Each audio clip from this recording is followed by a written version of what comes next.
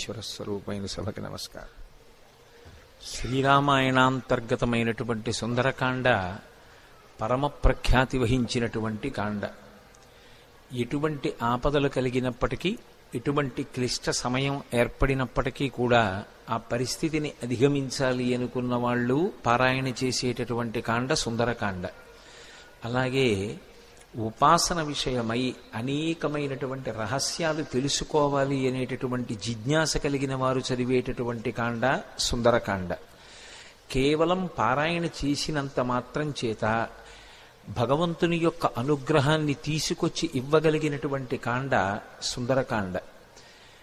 అసలు జాతకంలో మృత్యువు తరువుకొచ్చేస్తుంటే, ఏదో ప్రమాదం జరిగి అపమృత్యువు ఏర్పడవలసినటువంటి పరిస్థితిలో కూడా సుందరకాండ పారాయణ చేసిన, సుందరకాండ చదువుకున్న, సుందరకాండ విన్న తప్పకుండా అంత గొప్ప మృత్యువు కూడా తొలగిపోతుంది అనేటటువంటిది అనేక సందర్భాల్లో నిరూపణం చేసినటువంటి కాండ సుందరకాండ. అందుకే లోకంలో విజ్ఞులైనటువంటి వారు ఒక మాట చెప్తారు. అసలు వాంగ్మయంలో అత్యంత శక్తివంతమైనటువంటివి ఏవైనా ఉంటే రెండిటినే చెప్తారు. ఒకటి సుందరకాండ, రెండు సౌందర్యలహరి.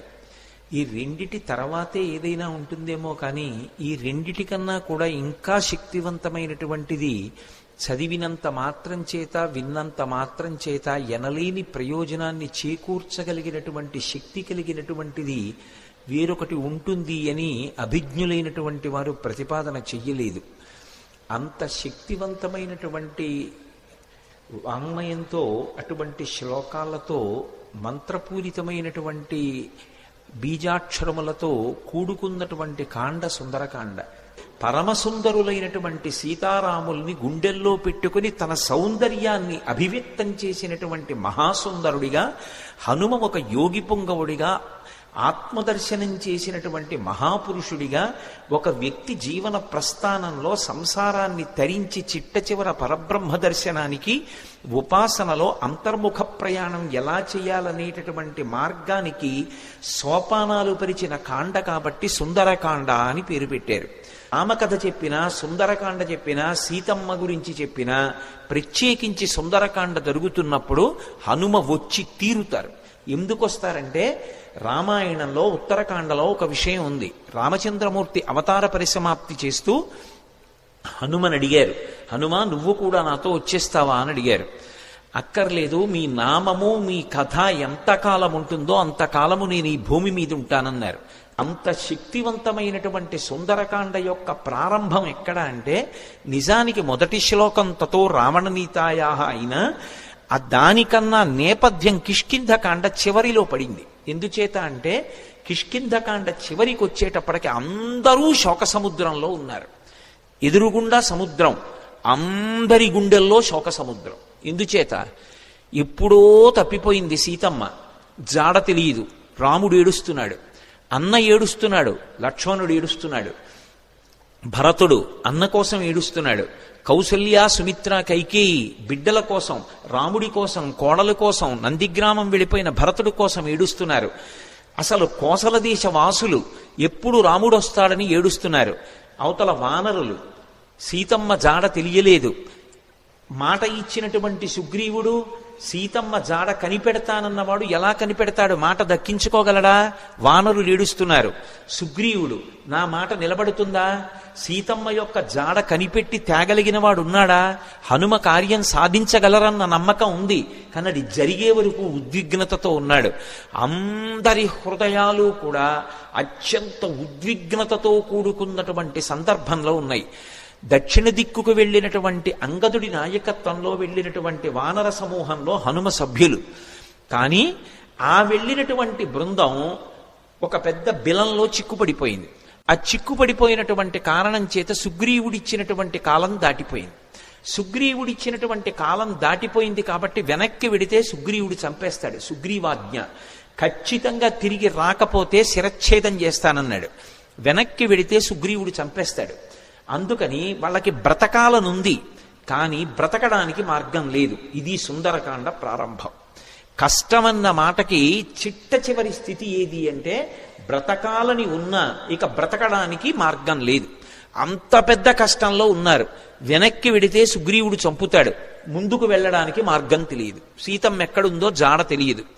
అందుకని ప్రాయోపవేశం చేశారు. మేమందరం చచ్చిపోతామని పడుకున్నారు. మేమేమి ముట్టుకోం, మా అంతటా మా శరీరాలు పడిపోతాయి, లేదా క్రూర మృగాలో పక్షులో ఏవో వచ్చి మమ్మల్ని చంపేస్తాయి, తినేస్తాయి అని పడుకున్నారు. నిజంగా వాళ్ళు చచ్చిపోదామని అనుకోవట్లేదు, బ్రతకాలనుంది, కానీ చచ్చిపోవడం వినా మార్గం లేదు. అది అక్కడున్న స్థితి. అంత శోక సముద్రంలో ఉన్నారు.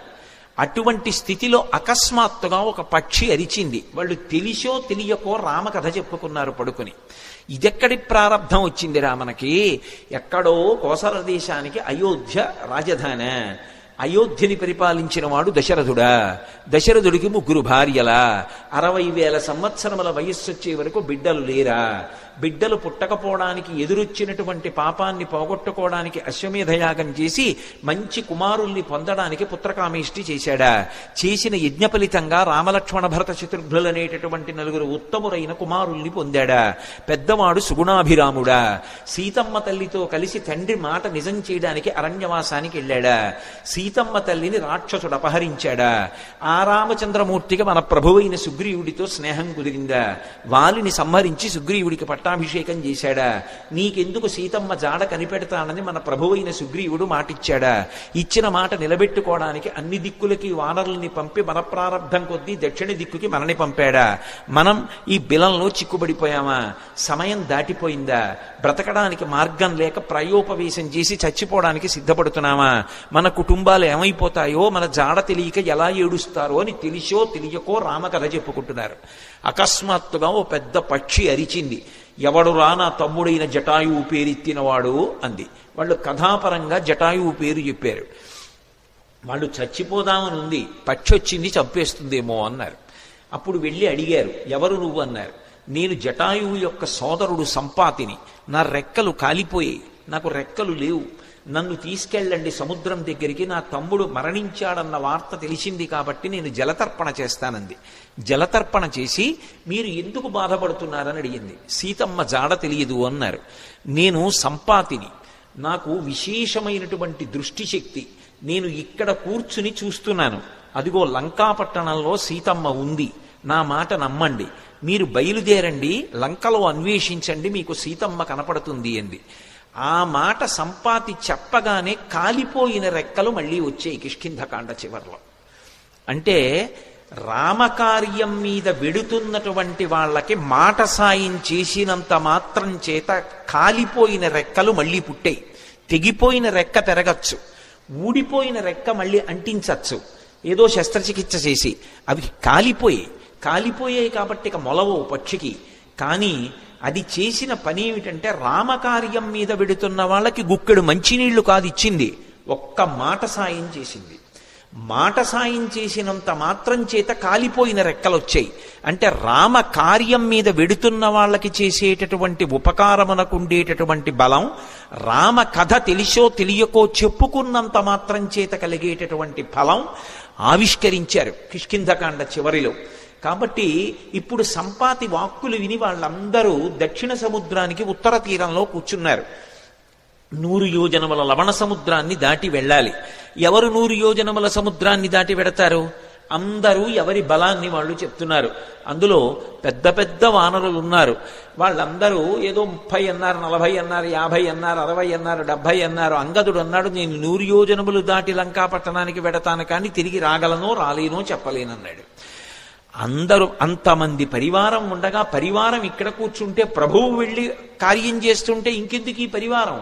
అలా నువ్వు వెళ్ళకూడదన్నాడు పెద్దవాడు జాంబవంతుడు. మరి ఎవరు వెడతారు? ఒక్క స్వామి హనుమ మాత్రం సముద్ర తీరంలో మిగిలిన వానరులకందరికీ దూరంగా కూర్చుని రామనామ జపం చేస్తున్నారు. ఎందుకని? ఆయనకి చిన్నతనంలో శాపం ఉంది. దేవతలందరూ ఇచ్చినటువంటి వరముల చేత విపరీతమైన బలం ఏర్పడిపోయింది. ఆ బలం ఏం చెయ్యాలో తెలియక చిన్నతనంలో మహర్షులు మడిబట్టలు ఆరేసుకుంటే వాటిని చింపేసేవారు, యజ్ఞకుండాలు కనపడితే తిరగతోసేసేవారు. ఇప్పుడు ఈ పిల్లవాడికి ఇంత బలం అనవసరం, వీడు పెద్దవాడు అయిన తర్వాత వీడికి అవసరం వచ్చినప్పుడు గుర్తొస్తే చాలని వాళ్ళు శేపురీరం రఘుశ్రేష్ఠ నాతి క్రుద్ధాతి మన్యవహ అంటారు ఉత్తరాఖండలో. వాళ్ళేం కోపంతో కాదు, ఇప్పుడు ఇందుకు ఈ పిల్లాడికి ఇంత బలం, అవసరం వచ్చినప్పుడు గుర్తొస్తుంది. ఈ పిల్లవాడి బలాన్ని వీడికి మళ్ళీ జ్ఞాపకం చేస్తే వీడికి జ్ఞాపకం వచ్చి శాపం పోతుంది అని శాపం ఇచ్చారు. తన బలం తనకి తెలియదు. అందుకే వాలి తరువుకొస్తున్నప్పుడు కూడా కిష్కింధకాండలో సుగ్రీవుడు పారిపోతుంటే హనుమ కూడా వెళ్ళిపోయారు తప్ప వాలికి ఎదురు తిరగలేదు. తన బలం తనకి తెలియదు. ఇప్పుడు జాంబవంతుడు హనుమ దగ్గరికి వెళ్ళారు. వెళ్ళి, నాయనా హనుమ, వానరజాతి యొక్క పరువు ప్రతిష్టలన్నీ నీ చేతుల మీద ఉన్నాయి. ఇంతటి బల సంపన్నుడవి. ఈ లోకంలో ముగ్గురున్నారు గమనవేగం ఉన్నవారు. అంత వేగంగా వెళ్ళగలిగినటువంటి ప్రాణి నాల్గవది లేదు. మొట్టమొదటి వాడు వాయుదేవుడు నీ తండ్రి, రెండవ వాడు గరుత్మంతుడు, మూడవ వాడు నువ్వు. ఇంతటి వేగం కలిగిన వాడివి, ఇంత బలం కలిగిన వాడివి, ఇంత బుద్ధిబలం ఉన్నటువంటి వాడివి, నువ్వు వానరజాతి పరువు ప్రతిష్టలు రామకార్యం ఆలోచించకుండా చేతకాని వాడిలా ఇలా కూర్చుంటావా? నీ తల్లి పుంజకస్థల, ఆమె అప్సరస. ఒకానొక శాపకారణం చేత ఈ భూమి మీద జన్మించింది. ఈ భూమి మీద జన్మించి నీ తండ్రి అయినటువంటి కేసరికి భార్య అయింది. ఆమెకి వాయుదేవుని యందు ఔరసపుత్రుడిగా జన్మించిన వాడివి. పుట్టగానే అపారమైనటువంటి వేగంతో సూర్యమండలం వైపు ప్రయాణం చేసి ఉదయిస్తున్న సూర్యబింబం తినే ఫలం అనుకుని వెళ్ళావు. ఇంద్రుడు వజ్రం పెట్టి కొడితే హనువులంటే నీ యొక్క దవడ సొట్టబడి కింద పడ్డావు కాబట్టి నీకు హనుమ అని పేరొచ్చింది. ఆ పేరు ఉంచుకోవాలి అని ఇంద్రుడు పరమ సంతోషంతో తన మెడలో ఉన్న పద్మాల మాల పైకెత్తి ఊపి, ఈ పిల్లవాడికి ఇంకొక పేరు ఉండకూడదు, నా వజ్రం చేత పుట్టిన పిల్లవాడిని కొడితే ఎడమ దవడ సొట్టబడింది కాబట్టి ఈ పిల్లవాడికి హనుమ అని పేరుంటుందన్నాడు. దేవతలందరూ తమ శక్తులు ధారపోశారు. నీ అంత శక్తివంతుడు లోకంలో ఇంకొకడు లేడు. ఇంతటి వేగం కలిగిన వాడివి, ఇంత శక్తి కలిగిన వాడివి, నువ్వు ఇలా కూర్చుంటావా? ఒకప్పుడు నాకు కూడా ఎంతో బలం ఉండేది.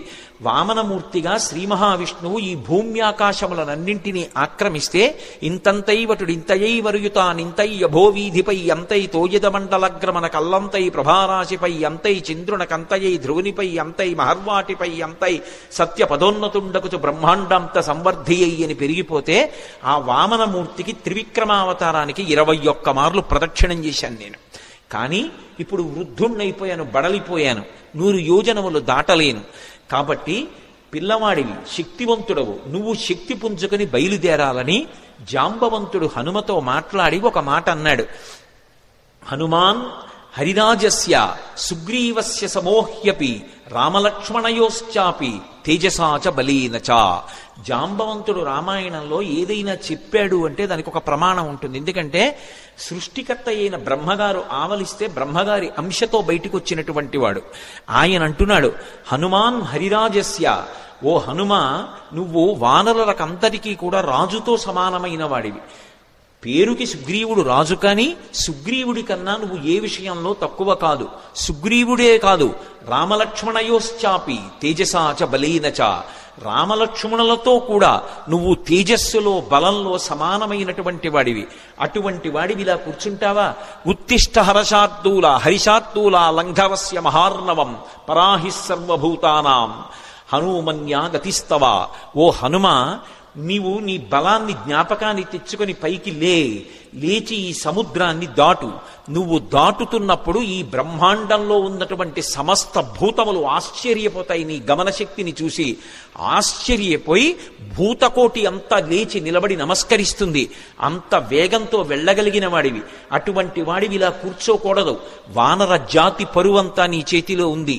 నువ్వు ఇవాళ వెళ్ళి సీతమ్మ దర్శనం చేసి వచ్చి ఆమె జాడ తీసుకొస్తే మనం వెళ్ళి మళ్ళీ సుగ్రీవుడికి చెప్తే, సుగ్రీవుడు రాముడికి చెప్తే, రాముడి వలన ఉపకారం పొందినటువంటి సుగ్రీవుడు ప్రత్యుపకారం చేశాడనేటటువంటి మాట నిజమవుతుంది. లేకపోతే మన ప్రభువు పరువు పోతుంది. ప్రభువు చేత పరిపాలింపబడిన వానర జాతి పరువు పోతుంది. ఇంతమంది పరువు నీ చేతిలో ఉంది. ఇంతమంది శోకాన్ని పోగొట్టగలిగిన వాడివి నువ్వే. నాయనా లే అని ఒక్కసారి ప్రచోదనం చేస్తే శాప విమోచనం అయిపోయింది. తెలియక ఒక మాట అంటుంటారు, హనుమకి తన బలం గుర్తు చెయ్యాలని. మనం ఇప్పుడు జ్ఞాపకం చెయ్యక్కర్లేదు. ఎప్పుడో కిష్కింధకాండ చివరిలో సుగ్రీవుడు చేసినటువంటి స్తోత్రం చేత హనుమ యొక్క ఆ శాపమంతా విమోచనం అయిపోయింది. వెంటనే ఆయన తన బలాన్ని తాను జ్ఞాపకానికి తెచ్చుకొని మహేంద్రగిరి మీదకి ఎక్కుతూ అక్కడ నిలబడి ఒక మాట చెప్పారు. నా బలం నాకు జ్ఞాపకానికి వచ్చింది. నాతో సమానంగా వెళ్ళగలిగినటువంటి వాళ్ళు ఇద్దరే.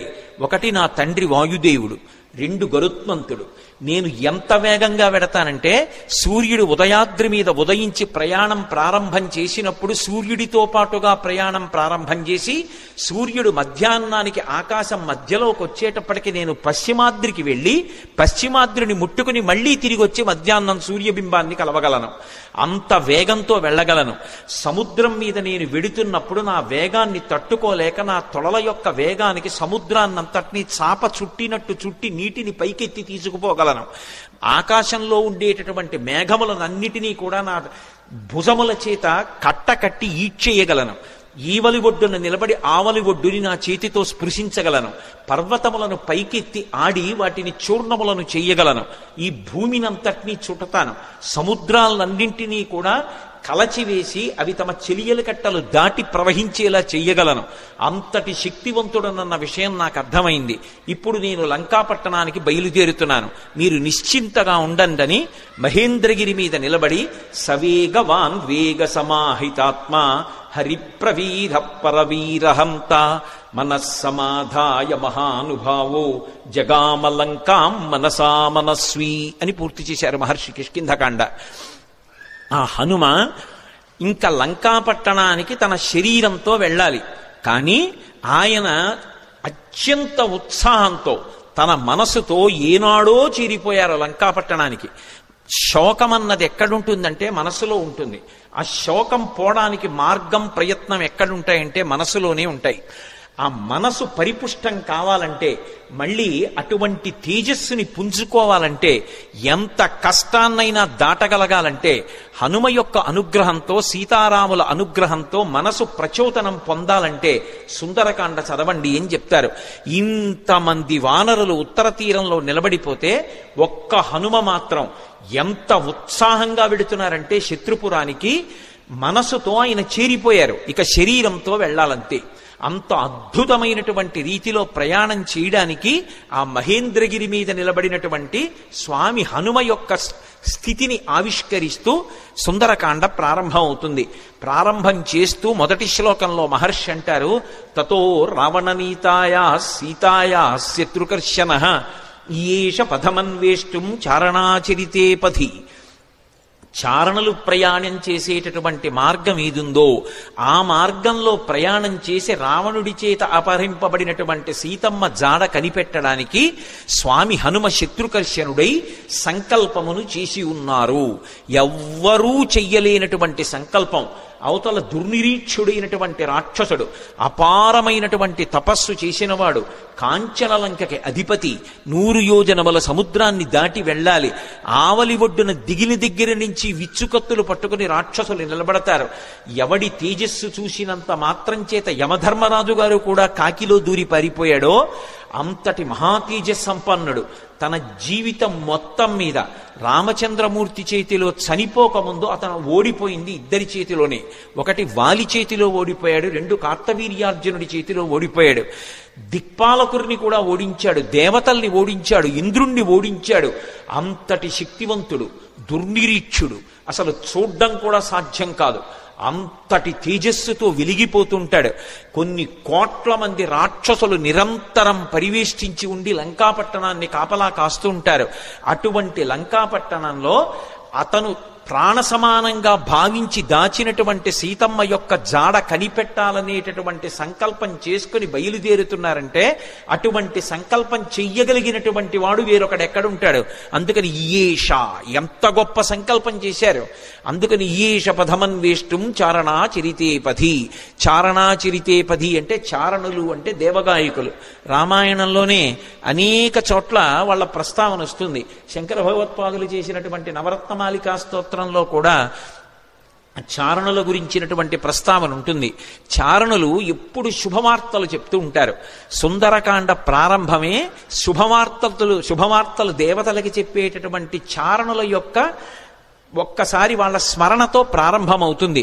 అంటే సుందరకాండ ఎవరు చదువుతున్నారో ఎవరు వింటున్నారో వాళ్ళు శుభవార్త వింటారు అన్నది అన్యాపదేశంగా వాల్మీకి మహర్షి జాతికి ఇస్తున్నటువంటి అభయం.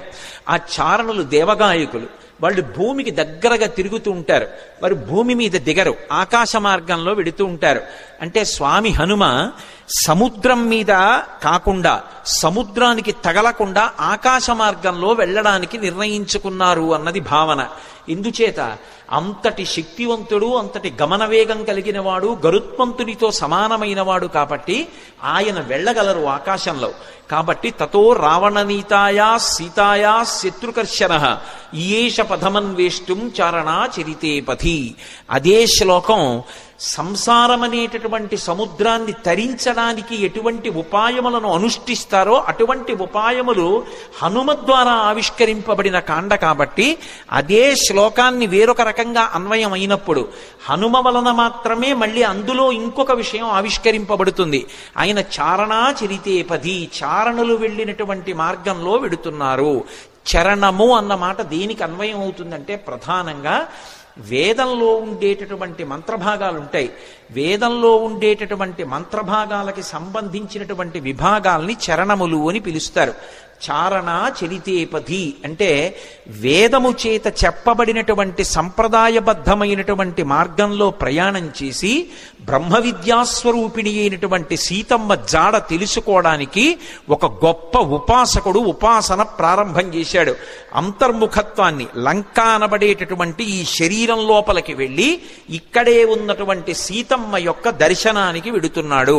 అలా వెడుతున్నవాడు మహాసాధకుడు, మహాపురుషుడు. ఆయన తప్ప మిగిలిన వాళ్ళు ఈ కంటితో ఎదురుగుండా ఉన్న వాటిని చూసి ఆనందపడుతుంటే, భోగం అనుభవిస్తుంటే, ఆయన ఈ కన్నులు మూసి వేదము చేత చెప్పబడినటువంటి మంత్రములను ప్రమాణంగా తీసుకుని చారణా చరితేపథి, ఆ వేదము చెప్పిన సంప్రదాయ పద్ధతిలో అంతర్ముఖత్వంతో లోపల ఉన్నటువంటి బ్రహ్మ విద్యాస్వరూపిణి అయినటువంటి జగన్మాత దర్శనానికి బయలుదేరుతున్నారు. ఇది చెప్పడం ఆ శ్లోకానికి ఉన్నటువంటి ఆంతరమైనటువంటి అర్థం. అందులో రావణ అన్న చోట మధ్యలో ఉన్నటువంటి వా గాయత్రీ మహామంత్రంలో ఉన్నటువంటి బీజాక్షరం. అక్కడికి వచ్చేటప్పటికి బీజాక్షరం ప్రతిపాదింపబడింది. గాయత్రీ మంత్రం ఒక్కదానికి ఒక ప్రత్యేకత. 24 అక్షరాలు బీజాక్షరాలే. 24 అక్షరాలకి ఋషులున్నారు, 24 అక్షరాలకి అధిష్టాన దైవాలున్నారు. ప్రత్యేకించి ఈ వా అన్న అక్షరాన్ని రోజు గాయత్రీ మహామంత్రంలో అంతర్భాగంగా ఎవరు జపం చేస్తారో వాళ్ళకి అజ్ఞానము తొలగిపోయి జ్ఞానము కలుగుతుంది. అంత గొప్పగా అజ్ఞానమును తొలగించగలిగినటువంటి ఒక యోగి స్వరూపయ్యి అటువంటి మార్గాన్ని మనకి ప్రచోదనం చేస్తూ ఉపాసన రహస్యములను ఆవిష్కృతమయ్యేటటువంటి రీతిలో స్వామి హనుమ లంకాపట్టణానికి బయలుదేరుతున్నారన్నది ఆ శ్లోకంలో సంకేతం. అందుకని తతో రావణనీతాయా సీతాయా శత్రుకర్షణ ఈయేష పథమన్వేష్టం చారణా చరితేపథి. శత్రుకర్షణ అంటే శత్రువులను అణచినవాడు. ఏవి శత్రువులు? కామక్రోధ లోభ మదమోహమాత్సర్యములే శత్రువులు. కానీ లోకంలో అందరికీ ఎవడి కామం వాడికి సంతోషంలా అనిపిస్తే అవి శత్రువులని భావించి వాటిని పక్కకి పెట్టి భగవద్దర్శనం కోసమని శ్రమిస్తున్న వాడెవరున్నాడో వాడు ఉపాసకుడు. అందుచేత ఆయన శత్రుకర్షణుడైనటువంటి హనుమ బయలుదేరుచున్నారు. ఈ శ్లోకంలో గొప్ప విషయం ఏమిటంటే అసలు ఎప్పుడూ రామాయణం వినని వాడికి ఈ శ్లోకంతో కథ మొదలు పెట్టారనుకోండి, అందులో హనుమ పేరు లేదు. మీరు పూర్వాపరాలు చెప్తే తప్ప ఎవరు బయలుదేరుతున్నారో తెలియదు. కానీ ఈ జాతి గొప్పతనం ఏమిటంటే రామాయణం తెలియని వారు ఉండరు కాబట్టి హనుమ బయలుదేరుతున్నారు అని నేను చెప్పేసేయచ్చు. యథార్థంగా ఆలోచిస్తే అందులో ఎక్కడుంది హనుమ పేరు? ఆ ప్రారంభ శ్లోకంలో తతో రావణనీతాయా సీతాయా శత్రుకర్షణ ఈయేష పథమన్వేష్టం చారణా చరితేపథి. ఆయన బయలుదేరుతున్నారు. ఎవరాయన? హనుమ. అంటే కిష్కింధకాండతో అన్వయం చేయి. సుందరకాండని సుందరకాండగా మొదలు పెట్టేయవద్దు. సుందరకాండ గొప్పతనం తెలియాలంటే, రామకథా బలం తెలియాలంటే, హనుమ యొక్క వైభవం తెలియాలంటే, అందరూ సంతోషాన్ని పొందడం మొదలైందని తెలియాలంటే, ఆయన ప్రయాణించేటటువంటి ఆయన శక్తి నీకు తెలియాలంటే కిష్కింధకాండతో అన్వయం చేసే సుందరకాండ మొదలుపెట్టు సుమా. అన్యాపదేశంగా మహర్షి యొక్క సంకేతం. అందుకని ఇప్పుడు స్వామి బయలుదేరడానికి సిద్ధంగా ఉన్నారు. ఆ నిలబడినటువంటి స్వామి యొక్క మూర్తిని వర్ణిస్తూ అంటారు, ఆయన దుష్కరం నిష్ప్రతిద్వంద్వం చికీర్షం కర్మవానర సముదగ్ర శిరోగ్రీవో గవాం పతిరివాబభౌ అంటారు. ఆయన తల బాగా రిక్కించి 2 చేతులు నడుం మీద పెట్టి బలాన్ని పుంజుకుని దూరంగా 100 యోజనముల సముద్రాన్ని చూస్తూ ఆ దక్షిణ దిక్కు వంక చూస్తూ నిలబడితేట ఆయన ఎలా ఉన్నారంటే ఎదురుగుండా ఒక పెద్ద ఆబోతు నిలబడిందా అన్నట్టుగా ఉన్నారట. ఆబోతు నిలబడిందా అన్నట్టుగా ఉన్నారన్న దాంట్లో ఒక సంకేతం. ఆబోతు అంటే నందీశ్వరుడు. నందీశ్వరుడు అంటే లోపల ఆనందం పొందుతూ ఉంటాడు. నంది శివాలయంలో ఎప్పుడు శివలింగాన్ని చూస్తూ ఉంటాడు. ఆయన దగ్గరికి వెళ్ళి మీరు మేళం చెయ్యండి, రోహిణీ కార్తెలో ఎండ రానివ్వండి, రోళ్లు పగిలిపోతుండనివ్వండి, హోరుమని వర్షం పడుతుండనివ్వండి, భక్తి ఎక్కువైపోయి ఆయన తోక కింద దీపం పెట్టండి, అరటిపండు ముక్క తీసుకెళ్లి ఆయన మూతికి రాసేసి గాజు ఈగలు ముక్కులో దూరనివ్వండి, ఆయన తల కూడా ఇలా కనపడు. పృష్ఠభాగాన్ని ప్రపంచానికి ఇస్తాడు, దృష్టిని శివలింగం మీద పెడతాడు.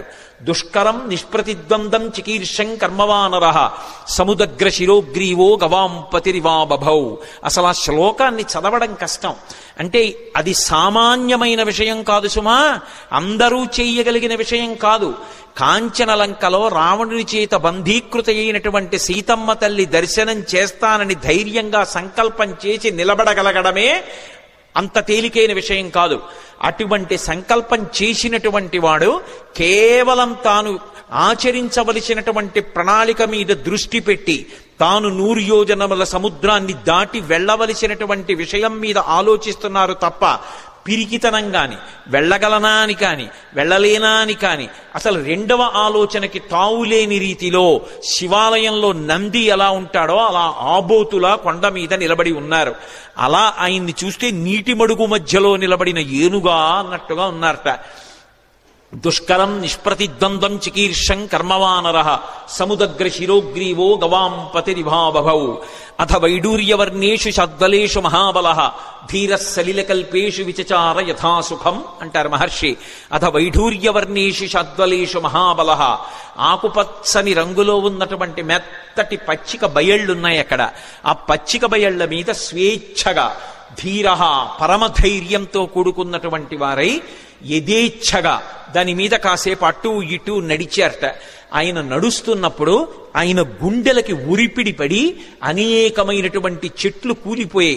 ఆయన యొక్క పదఘట్టనల చేత వచ్చినటువంటి శబ్దాలకి భయపడి క్రూర మృగాలన్నీ కూడా భయంతో పెద్ద రవం చేస్తున్నాయి. ఆయన మాత్రం ధీరుడై పచ్చిగడ్డిలో అటూ ఇటూ తిరిగారు. అంటే లౌకికమైనటువంటి భోగములను త్రోసిరాజని శరీరం ఎంత క్లేశం పొందినా ఒకప్పుడు పాతాళలింగం దగ్గర కూర్చుని ధ్యానం చేస్తున్నటువంటి భగవాన్ రమణుల తొడల కింద తేళ్లు జెర్రిలు చేరి కరిచేస్తే నెత్తురు కారిపోయి మాంసం బయటికొచ్చి అట్టలు కట్టినా స్పృహలేక అన్ని భోగములను విసర్జించి కటిక చీకట్లో ముళ్లకంపల్లో భగవద్దర్శనాన్ని అపేక్షిస్తూ ధ్యానమనందు నిలబడిపోయినటువంటి భగవాన్ రమణుల యొక్క స్థితి ఎలా ఉంటుందో అలా సమస్త భోగములను త్రోసిరాజని శరీరం ఎంత క్లేశపడినా భగవద్దర్శనాభిలాషి అయి ఆ లంకాపట్టణాన్ని చేరడానికి సీతామాత దర్శనానికి ఉద్యుక్తులవుతున్నటువంటి హనుమ యొక్క ఆ తిరుగులేనటువంటి విశ్వాసమునకు ఆయన యొక్క నిర్ణయానికి ప్రతీకగా నిలబడినటువంటి ఆ బాహ్య స్థితిని ఆవిష్కరిస్తుంది శ్లోకం. అందుకని అథ వైడూర్యవర్ణేషు షాధ్వలేషు మహాబల ధీర సలిలకల్పేషు విచచార యథాసుఖం. ఆయన బయలుదేరడానికి సిద్ధపడి ఒక్కసారి దక్షిణ దిక్కు వంక చూశారు. హనుమ సంప్రదాయాన్ని నేర్పుతున్నారు, లేదా రామాయణము వేదోపబృంహణము మనం ఎలా బ్రతుకాలో నేర్పుతుంది. సూర్యాయ సూర్యభగవానుడికి నమస్కారం. వెడుతున్న కార్యం లంకాపట్టణానికి వెళ్ళి సీతమ్మను అన్వేషించాలి. శరీరంలో అవయవాలకు బలం ఉండాలి, అవతల శత్రువుల్ని మర్దించాలి, రావణుడితో మాట్లాడాలి, సీతమ్మ దర్శనం చెయ్యాలి. దీనికి ఇంద్రియములన్నిటికీ కూడా పటుత్వం ఉండాలి. సమస్త ఇంద్రియములకు పటుత్వమునివ్వగలిగినటువంటి మహేంద్రుడికి నమస్కారం. సూర్యాయ మహేంద్రాయ పవనాయ, ఈ శరీరాన్నిచ్చినటువంటి నా తండ్రి వాయుదేవుడికి నమస్కారం. స్వయంభువే, స్వయంభువే అంటే బ్రహ్మగారిని ఒక అర్థం, లేదా రామచంద్రమూర్తికే నమస్కారం చేశారని ఒక అర్థం. స్వయంభువే భూతేభ్యశ్చాంజలిం కృత్వా, సమస్త భూతకోటికి నమస్కరిస్తున్నాను. నేను వెడుతున్న ఈ కార్యం ఇంత గొప్ప కార్యం, దీనికి సమస్త భూతములు నాకు ఉపకరించుగాక. ఎంత వినయంతో బయలుదేరుతున్నారో చూడండి. ఎంత పెద్ద కార్యాన్నైనా ఎవడు సాధిస్తాడంటే, ఎవడు వినయంతో నిలబడగలడో వాడు సాధిస్తాడు తప్ప, ఇంత పెద్ద కార్యం మీద వెడుతున్న వాడిని నేననుకున్నవాడు ఎవడున్నాడో వాడు సాధించలేడు. ఇన్ని కోట్ల మంది వానరులు చెయ్యలేని పని చెయ్యడానికి ఆయన ఒక్కడెడుతున్నాడు. కానీ మీరు చెయ్యలేని దానికి నేను ఎడుతున్నానంట లేదు. ఇంత పెద్ద కార్యానికి నేను వెడుతున్నాను కాబట్టి మీరందరూ నాకు ఉపకారం చెయ్యాలి, మీరు లేని నేను చెయ్యలేను. భూతేభ్యశ్చంజలిం కృత్వా చకార గమనేమతిం. కానీ వెడుతున్నది దక్షిణ దిక్కుకు వెడుతున్నారు. ఏదైనా శుభకార్యం ప్రారంభం చేస్తూ దక్షిణ దిక్కుకి తిరిగి నమస్కారం చెయ్యకూడదు. ఒక్క సంధ్యావందనంలో మాత్రం దిగ్దేవతా నమస్కారం అని చేస్తాం. చేసినప్పుడు 4 దిక్కులకి పైకి కిందకి కూడా నమస్కారం చేస్తాం. ఉత్తప్పుడు ఎప్పుడూ కూడా దక్షిణ దిక్కుకి తిరిగి నమస్కారం చేయకూడదు. అలా చేస్తే అది పితృలోకాధిపతి అయినటువంటి యమధర్మరాజు గారికి అందుతుంది. అందుకని దక్షిణ దిక్కుకి నమస్కారం చెయ్యరు. కాబట్టి దక్షిణానికి చెయ్యకూడదు. కాబట్టి సంప్రదాయంలో తేజస్సు పెరగాలి అంటే తూర్పు దిక్కుకి తిరిగి నమస్కారం చెయ్యాలి. అంజలిం ప్రాంభుక కుర్వన్ పవనాయాత్మయోనయే తతో హి వహృదే గంతుం దక్షిణో దక్షిణాం దిశం. దక్షిణ దిక్కుకు వెళ్ళడానికి తన శరీర బలాన్నంతటినీ కూడా పుంజుకుని శరీరాన్ని పెద్దదిగా పెంచే ముందు ఒక్కసారి తూర్పుకి తిరిగారు. దక్షిణానికి ప్రయాణం. కానీ తూర్పుకి తిరిగి అంజలి ఘటించారు సూర్యనారాయణమూర్తికి. అంజలి ఘటించి తన తండ్రి అయినటువంటి వాయుదేవుడికి ఇంకొక్క మారు నమస్కారం చేశారు. శరీరాన్నిచ్చినటువంటి తండ్రి అంటే శంకరాయచ మయస్కరాయచ అంటుంది. పరమశివుడు ఇంట్లో తిరిగితే కరచరాదులతో అదే తండ్రి. అటువంటి తండ్రి రూపంలోనే పరమేశ్వరుడు తిరుగుతూ ఉంటాడు అని. అటువంటి తండ్రికి వేరొక్క పర్యాయం నమస్కారం చేశారు. అంజలిం ప్రముఖ కుర్వన్ పవనాయత్మయోనయే తతోహి వవృతే గంతుం దక్షిణో దక్షిణాం దిశం. ఇప్పుడు ఇక బయలుదేరాలి. పెద్ద శరీరాన్ని పర్వతంలా పెంచారు. పెంచి ఇక బయలుదేరడానికి సిద్ధపడుతూ సచచాలాచలశ్చాపి ముహూర్తం కపిపీడిత తరూణాం పుష్పితాగ్రాణాం సర్వం పుష్పమశాతయత్ గిరిణా పీడ్యమానేనా పీడ్యమానాని సర్వశః గుహావిష్టాని భూతాని వినేదుర్వికృతైశ్వరైః తాస్తథా సవిషైర్దష్టా కుపితైస్తైర్మహాశిలాః జజ్వల పావకో దీప్తా బిబిదుశ్చ సహస్రధా యాని ఔషధజాలాని తస్మిన్ జాతాని పర్వతే విషఘ్నాన్యపి నాగానాం నశేకుష్యమితుం విషం అన్నారు మహర్షి. ఎంత అద్భుతంగా వర్ణించారో. పర్వతాకారుడై నిలబడి ఆ మహేంద్ర పర్వతాన్ని తన 2 పాదముల చేత గట్టిగా పీడించారు. ఆ తొక్కి పట్టేటప్పటికి గుహలన్నీ కూడా మూసుకుపోయాయి. ఆ మూసుకుపోయే ముందు ఆ పర్వతం కదిలింది. కదిలి చెట్లకున్నటువంటి పువ్వులన్నీ రాలిపోయాయి. ఆ రాలిపోయినటువంటి పువ్వులన్నీ ఆయన ఒంటి మీద మహేంద్రగిరి మీద పడ్డాయి. ఇది మహేంద్రగిరి పుష్పాల కొండ అనిపించింది. ఆయన ఒళ్ళంతా పువ్వులు. ఇంకొంచెం నొక్కారు. గుహావిష్టాని భూతాని వినేదుర్వికృతైశ్వరైః. అందులో పెద్ద పులులు, సింహాలు, రకరకాలైన క్రూర జంతువులు ఉన్నాయి. ఆ గుహల్లో పడుకున్నాయి. ఎప్పుడైతే గుహ నొక్కుకుపోతోందో అవి బయటికి పారిపోదామని లేచి బయటికి వస్తున్నాయి. నడుందాకా బయటికి వచ్చేటప్పటికి గుహ నొక్కుకుపోయింది. సగం శరీరం లోపలుండిపోయింది, సగం శరీరం బయట ఉండిపోయింది. అప్పటి వరకు ప్రశాంతంగా ఉన్నటువంటి మహేంద్రగిరి ఒక్కసారి క్రూర మృగాల యొక్క పెద్ద పెద్ద అరుపులతో కొండంతా నిండిపోయింది. ఉత్తరక్షణం ఆశ్చర్యపోయారు. ఏమైంది ఈ కొండకి? ఈ కొండ బద్దలైపోతోందా? ఎవరైనా రాక్షసులు వచ్చి దీన్ని భేదిస్తున్నారా అని. అంత పెద్ద అరుపులతో నిండిపోయింది. ఇంకా గట్టిగా నొక్కారు. నొక్కేటప్పటికి శాస్తదాస విషైర్దష్టాః కుపితైస్తైర్మహాశిలాః. అందులో పెద్ద పెద్ద నాగుపాములు కలుగుల్లో పడుకునున్నాయి. విషాలతో కూడుకున్నటువంటి సర్పములు, అనేకమైన సర్పములున్నాయి. ఇందాక గుహలు నొక్కుకున్నాయి. ఇప్పుడు చిన్న చిన్న కన్నాలు, కలుగులు కూడా నొక్కుకుపోతున్నాయి పర్వతం తొక్కేస్తుంటే. ఆ కలుగుల్లో ఉన్నటువంటి పావులన్నీ బయటికి బుస్ అని పైకొచ్చాయి. సగం పైకొచ్చేటప్పటికే ఆ కలుగు నొక్కుకుపోయింది. నడుం దగ్గర నుంచి లోపలకు ఉండిపోయింది, మిగిలింది పైకుండిపోయింది. వాటికి విశేషమైన ఆగ్రహం వచ్చి పడగలు విప్పాయి. ఆ పడగలు విప్పేటప్పటికి నల్లటి స్వస్తికాకారాలు కనపడుతున్నాయి. ఒక్కసారి మహేంద్రగిరి అంతా పావులన్నీ పడగలు విప్పితే స్వస్తికాకారంతో పావుల పడగలు కనపడుతుంటే విచిత్రమైనటువంటి శోభని పొందింది. ఆ పడిపోతున్నప్పుడు బంగారు శిలలు, వెండి శిలలు కిందకి పడిపోతుంటే అవి ఉరుసుకున్నప్పుడు కొండంతా ఎక్కడ చూసినా బంగారు గీతలు, వెండి గీతలు, పచ్చగా తెల్లగా గీతలు పడిపోయింది. ఈ బయటికి వచ్చేసినటువంటి పావులు ఇవన్నీ ఎంతసేపట్లో, నేను వర్ణించినంతసేపు పట్టదు, ఒక్క క్షణకాలంలో బయటికి వచ్చినటువంటి పాములు తమ పడగలు విప్పి ఆ బాధ తట్టుకోలేక పక్కన ఉన్నటువంటి శిలల్ని కాటువేశాయి. వాటి విషం వచ్చి శిలలకి తగిలేటప్పటికీ ఆ శిలల్లోంచి అగ్నిహోత్రం పుట్టి ఒక్క క్షణంలో మహేంద్రగిరి అంతా కూడా అగ్నిహోత్రంలో తగలబడిపోతోంది. అక్కడ అనేకమైనటువంటి ఓషధులు ఉన్నాయి. యాని ఔషధజాలాని తస్మిన్ జాతాని పర్వతే విషఘ్నాన్యపి నాగానాం నశేకుష్యమితుం విషం. ఆ ఓషధులు పాముల యొక్క విషాన్ని పోగొట్టగలవు, కానీ అంత గొప్ప కాట్లు వేస్తే పుట్టినటువంటి విషంలోని అగ్నిహోత్రాన్ని అక్కడ ఉన్నటువంటి పాములు ఏవీ కూడా, అక్కడ ఉన్నటువంటి ఓషధులు ఏవీ కూడా ఆర్పలేకపోయాయి. పొగ్గున మంటలు మండిపోతున్నాయి. ఒక పక్క గుహల్లో సగం శరీరాలు ఉండిపోయాయి. ఈ పావులు, క్రూర జంతువులు ఈ వేడి ఎక్కడ లేని అరుపులు అరుస్తున్నాయి. అలా అరుస్తున్నటువంటి సమయంలో అక్కడ విద్యాధరులు, గంధర్వులు మొదలైనటువంటి వాళ్ళు బంగారు పాత్రలు తెచ్చుకుని అందులో మద్యం పోసుకుని మంచి మంచి మాంసాలు తెచ్చుకుని తింటూ ఎద్దుల యొక్క తోళ్లు భూమి మీద పరుచుకుని తమ కాంతలతో కలిసి కూర్చుని మాంసం తింటూ మద్యం సేవిస్తున్నారు. అకస్మాత్తుగా కొండ కదిలిపోయింది. దర్శయంతో మహావిద్యాం విద్యాధర మహర్షయ సహితాస్తస్తురాకాశే వీక్షాంచకృష్య పర్వతం. దర్శయంతో మహావిద్యాం అంటారు మహర్షి. విద్యాధరులు, గంధర్వులు తమ యొక్క మహావిద్యని ప్రదర్శించారు. ఏమిటా మహావిద్య అంటే, కొండంతా కదిలిపోయి పావులన్నీ పైకి లేచి క్రూర మృగాలు అరిచి చెట్లన్నీ అకస్మాత్తుగా పువ్వులు కురిసేసి పెద్ద పెద్ద అరుపులరిచి అగ్నిహోత్రం పుట్టేసింది. బంగారు పాత్రలు వదిలేశారు, మద్యం వదిలేశారు, ఆహారం వదిలేశారు, ఎద్దుల తోళ్లు వదిలేశారు. భార్యల్ని మాత్రం చంకలో పట్టుకుని అకస్మాత్తుగా ఆకాశంలోకి ఎగిరిపోయి ఆధారం లేకుండా వాళ్ళు ఆకాశంలో నిలబడ్డారు. నిలబడి కాలిపోతున్నటువంటి మహేంద్రగిరిని చూశారు. చూసి ఆశ్చర్యపోయి వీక్షాంచకృష్య పర్వతం, ఏమి ఈ కొండ బద్దలైపోతోందా, ఏమి ఎవరూ కనపట్టలేదు, ఏమైంది ఈ కొండకు, అసలు ఏం జరిగి అకస్మాత్తుగా మహేంద్రగిరి ఇలా అయిపోతోందని తెల్లబోయారు. వాళ్ళలా తెల్లబోతుండగా మహర్షులు, దేవగాయకులైనటువంటి చారణులు మొదలైనటువంటి దేవతల సంఘాలుగా నిలబడి చెప్పుకుంటున్నారు. ఏష పర్వత సంకాచో హనుమాన్ మారుతాత్మజః తితీర్షతి మహావేగ సముద్రం మకరాలయం.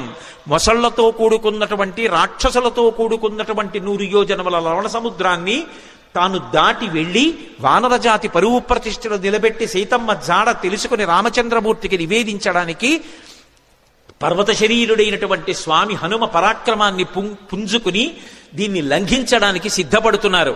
ఆశ్చర్యం, ఎవరి కోసం ఇంత కష్టపడుతున్నారు? రామార్థం వానరార్థం చికీర్షం కర్మదుష్కరం సముద్రస్య పరంపారం దుష్ప్రాపం ప్రాప్తుమిచ్చతి. రాముడి కోసం, వానరుల కోసం స్వార్థత్యాగం చేసి తాను ఇంత క్లేశపడుతూ ఈ సముద్రాన్ని దాటడానికి అదిగదిగదిగో స్వామి హనుమ బయలుదేరుతున్నారని ఆ విద్యాధరులందరూ లేచి నిలబడి ఆయనకి నమస్కరించి స్తోత్రం చేస్తున్నారు. ఇక బయలుదేరడానికి సిద్ధపడ్డారు. ఒక్కసారి తన బలాన్నంతటినీ పుంజుకున్నారు. ఒంటి మీద ఉన్నటువంటి వెంట్రుకలన్నీ నిక్కపొడుచుకున్నాయి. చెవులు రిక్కించారు. కళ్ళు 2 దృష్టి నిలబెట్టి 100 యోజనముల సముద్రం వైపు చూశారు. సచచాలాచలశ్చాపి ముహూర్తం కపిపీడితః అని దుదివేచ సరోమాణి చకంపే చాచలోపమః బాహూ సంస్తంభయామాస మహాపరిగసన్నిభౌ సపాదచ కపికట్యాం చరణౌ సంచుకోచ. ఆయన వెంటనే ఆ ఒంటి మీద వెంట్రుకలు నిక్కపొడుచుకుని ఉన్నాయి. ఆ తోక ఒక్కసారి ఇలా పైకెత్తారు. గరుత్మంతుడు సముద్రం మీద వెడుతూ పావుని తన్నుకుపోతున్నప్పుడు ఎలా ఉంటుందో అలా ఉన్నటువంటి తోకని ఝుళిపించి నేలకేసి కొట్టారు. కొట్టి ఆ 2 చేతులు పైకెత్తి ఇలా పరిగలు బిగించినట్టు బిగించారు. మహాపరిగసన్నిభౌ సపాదచ కపికట్యాం చరణౌ సంచుకోచ. కాళ్ళు వంచారు, మోకాళ్ళు కొద్దిగా కిందకి ఉంచారు, నడుం సన్నం చేశారు, హృదయాన్ని బాగా విశాలం చేశారు. మార్గమాలోకయం దూరాదుర్ధం ప్రణిహితేక్షణ రురోధ హృదయే ప్రాణాన్ ఆకాశమవలోకయన్. ప్రాణవాయువుని లోపల బంధించారు, దృష్టి బాగా నిలబెట్టారు, చెవులు రిక్కించారు. ఇక ఎగరడానికి సిద్ధపడుతున్నారు. పాదములతో తొక్కి పెట్టి ఉంచారు. మోకాళ్ళు వంగి ఉన్నాయి, నడుం సన్నగా ఉంది, తొడలలోకి శక్తినంతటినీ పుంజుకున్నారు. ఇక ఎగరబోతూ కిందకి చూశారు. చిన్న చిన్న రూపాలతో కొన్ని లక్షల వానరములు స్వామికి నమస్కారం చేస్తూ శుభం కలగాలని, వానరజాతి పరువు నిలబడాలని స్తోత్రం చేస్తున్నాయి. వాళ్ళ వంక చూసి ప్రతిజ్ఞ చేశారు. తతో రావణనీ నేను బయలుదేరే ముందు యథా రాఘవ నిర్ముక్త శరశ్వసన విక్రమ గచ్చేతత్పద్గమిష్యామి లంకాం రావణపాలితాం నహి ద్రక్ష్యామి ఇది లంకాయాం జనకాత్మజాం అనేన విహివేగేన గమిష్యామి సురాలయం బద్ధ్వా రాక్షస రాజేన మానయిష్యామి రావణం సర్వదా కృతకార్యోహామేష్వామి సహసీతయా అన్నారు. నేను ఇప్పుడు బయలుదేరి వెళ్ళేటప్పుడు నా శక్తితో వెళ్ళటం లేదు. రామచంద్రమూర్తి తన ఎడమ చేత్తో బంగారు కోదండాన్ని పట్టుకుని అక్షయ బాణతూణీరంలోంచి బాణాన్ని తీసి కుడి చేతితో వింటినారికి సంధించి ఆకర్ణాంతంలాగి విడిచిపెట్టబడినటువంటి రామబాణం మధ్యలో ఆగకుండా వెళ్లి లక్ష్యం మీద ఎలా పడిపోతుందో అలా రామచంద్రమూర్తి యొక్క అనుగ్రహాన్ని పొందినటువంటి నేను లంకాపట్టణం మీద వెళ్లి పడతాను. ఆ పడిన తరువాత సీతమ్మ జాడ కనిపెట్టడానికి అన్వేషిస్తాను.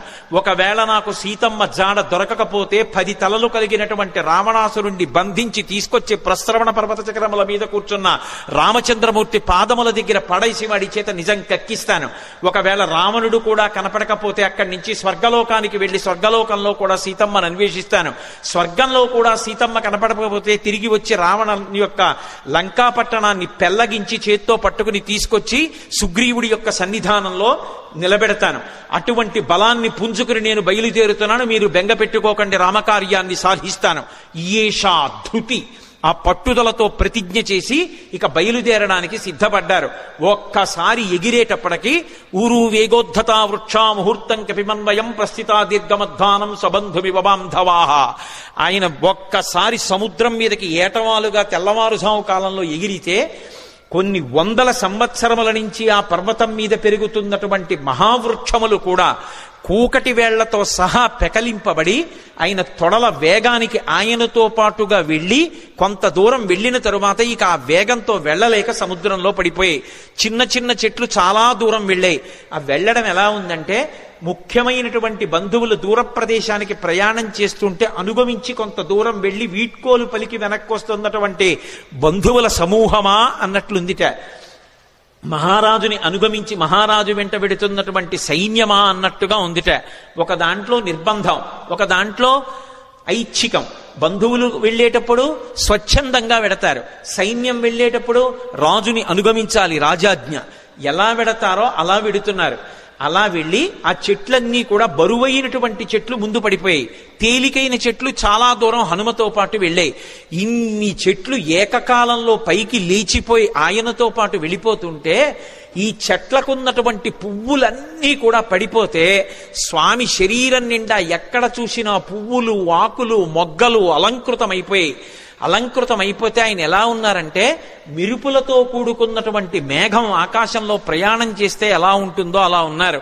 ఆ పువ్వులన్నీ కూడా సముద్రంలో పడ్డాయి. ఆ సముద్రంలో పడినప్పుడు ఆ సముద్రం అంతా పువ్వులతో కూడి నక్షత్రములతో కూడుకున్న ఆకాశం భూమి మీదకి వస్తే ఎలా ఉంటుందో సముద్రం అలా ఉంది. అంత వేగంతో ఆయన వెళ్ళిపోతున్నప్పుడు ఆ గాలి ఆయన యొక్క బాహుమూలములలోంచి అంటే సంకలలోంచి వెనక్కి వెడుతున్నప్పుడు విచిత్రమైనటువంటి రవం చేస్తోంది. యథేచ్ఛగా ఆకాశంలో వెళ్ళిపోతూ పిబన్నివ బభౌచాపి సౌర్మిమాలం మహార్ణవం పిపాస రివచాకాశం దదృశేష మహాకపి. ఆయన ఆ వెడుతున్నప్పుడు ఎలా ఉందంటే ఇలా పైకి చూస్తే మిరుపుల ముద్ద వెళ్ళిపోతున్నట్టుగా ఆకాశాన్ని ఎవరో తాగేస్తున్నారా అన్నట్టుగా ఉంది. ఆయన వెడుతున్నంతసేపు ఎంత దూరం ఆయన ప్రయాణం చేస్తే అంత దూరం సముద్రం చాప చుట్టినట్టు పైకి లేచి ఆయన శరీరం అలా వెళ్ళిపోగానే ఆయనకి తగులుతోందా అన్నట్టుగా పైకి లేచి విరిగి కెరటం పడిపోతోంది. అలా సముద్రం పైకి లేచిపోయి సంక్షోభాన్ని చెందుతోంది. పెద్ద పెద్ద చెట్లు పడిపోయాయి, కెరటాలన్నీ కదిలిపోతున్నాయి, సముద్రంలో ఉండేటటువంటి ప్రాణులన్నీ క్షోభ చెందాయి. ఒక పక్క మేఘమండలాన్ని చీల్చుకుంటూ మేఘాలలోకి వెడుతూ బయటికి వస్తూ తొంగి చూస్తూ చంద్రుడు ప్రయాణిస్తున్నాడా అన్నట్టుగా వెడుతున్నారు. ఆ వెడుతున్నప్పుడు సంధ్యాయా సమవిస్పృష్టం యథాతత్ సూర్యమండలం ముఖం నాసికయా తస్యా తామ్రయా తామ్రమా బభౌ.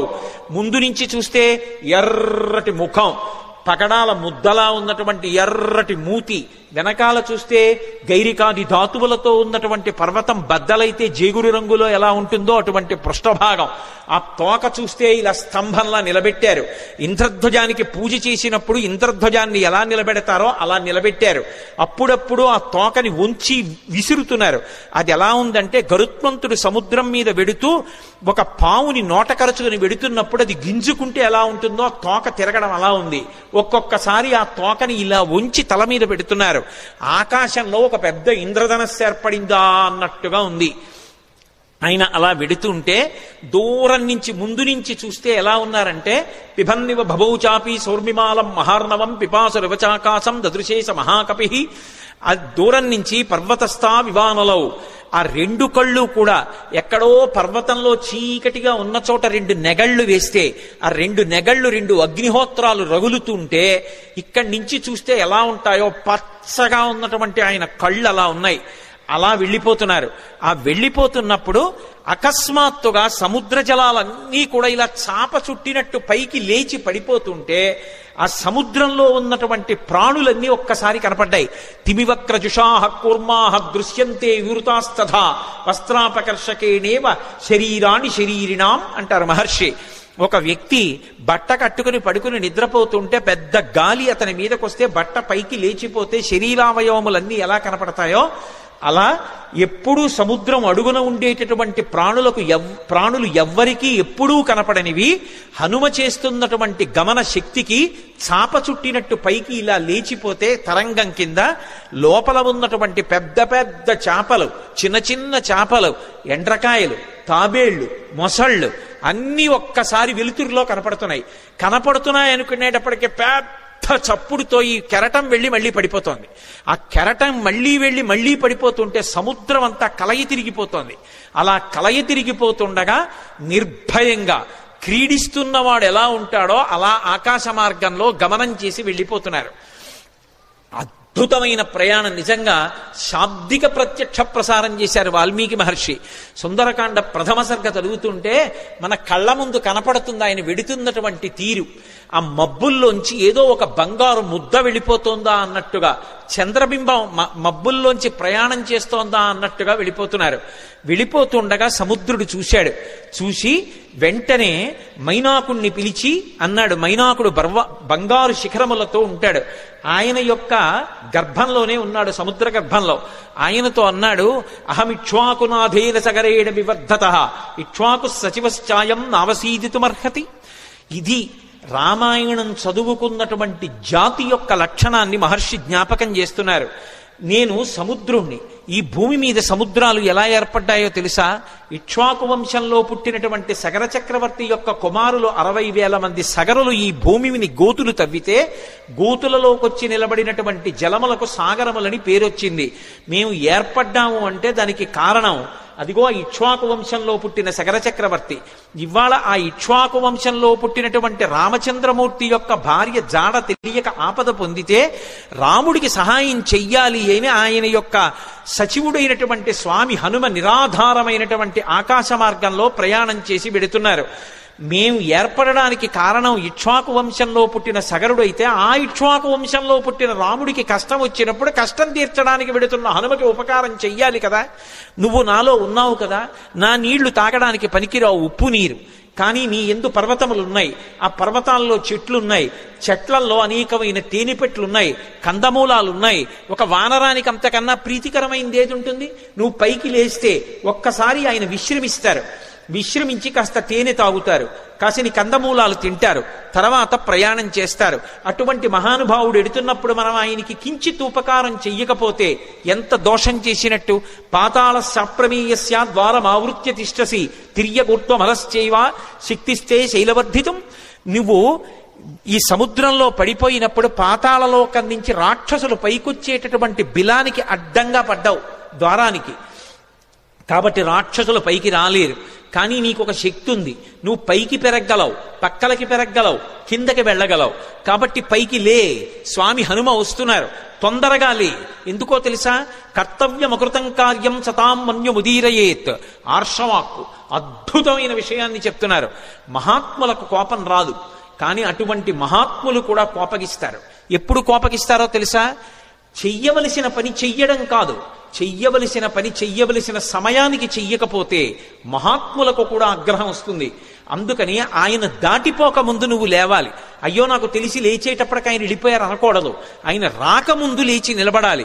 మహాత్ములు వచ్చేటప్పటికి సిద్ధంగా ఉండాలి. అందుకని వారు రాకముందు లేచి నిలబడు, అంజలి ఘటించు, స్వాగతం పలుకు, పలికి ఆయనకి విశ్రాంతికి స్థానం కల్పించు అనగానే మైనాక పర్వతం సముద్రాన్ని చీల్చుకుని ఒక్కసారి పైకి లేచింది. వచ్చేస్తున్నారు హనుమ ఆకాశ మార్గంలో. అకస్మాత్తుగా ఆ శిఖరముల మధ్యలో బంగారం ఉంటుంది. బాలసూర్యుని యొక్క కిరణములు పడి తెల్లవారుజాము కాలమేమో మరింత శోభిస్తోంది. ఆకాశం అంతా బంగారు వర్ణం పొందేసింది. అకస్మాత్తుగా సముద్రంలోంచి శిఖరములు లేచాయేమో, సముద్ర రంగంతా కూడా బంగారు రంగు అయిపోయింది. ఆ శిఖరములు పైకి లేచాయి. దర్శయామాస శృంగాణి సాగరేణ నియోజిత శాతకుంభమయీర్ శృంగై సకిన్నరమహోరగై అంటారు మహర్షి. ఆ పర్వత శిఖరములు పైకి లేస్తే దాని మీద కిన్నరులు ఉన్నారు, దాని మీద భయంకరమైనటువంటి సర్పములు ఉన్నాయి, చెట్లున్నాయి, తేనెపట్లున్నాయి, కందమూలాలున్నాయి, బంగారంతో మెరిసిపోతున్నాయి ఆ శిఖరాలు. స్వామి హనుమ చూశారు, ఇదేమి ఇప్పటి వరకు లేనిది సముద్రంలోంచి అకస్మాత్తుగా బంగారు శిఖరాలు పైకి లేచాయే అని. మధ్యే లవణతోయస్య విఘ్నోయమితి నిశ్చిత. అకస్మాత్తుగా సముద్రంలోంచి బంగారు శిఖరాలు పైకి లేచాయంటే ఇది నేను చేస్తున్నటువంటి పనికి, నేను వెడుతున్న కార్యానికి విఘ్నం, నేను ఆగకూడదు అని వరసాపాతయామాస జీమూతమివమారుత తన వక్షస్థలంతో కొట్టారు శిఖరాల్ని. అవి చూర్ణములై పొడి అయిపోయి పడిపోయాయి. సముద్రంలో పడిపోగానే ఒక్కసారి మైనాకుడు పురుష రూపాన్ని దాల్చి నిలబడ్డాడు.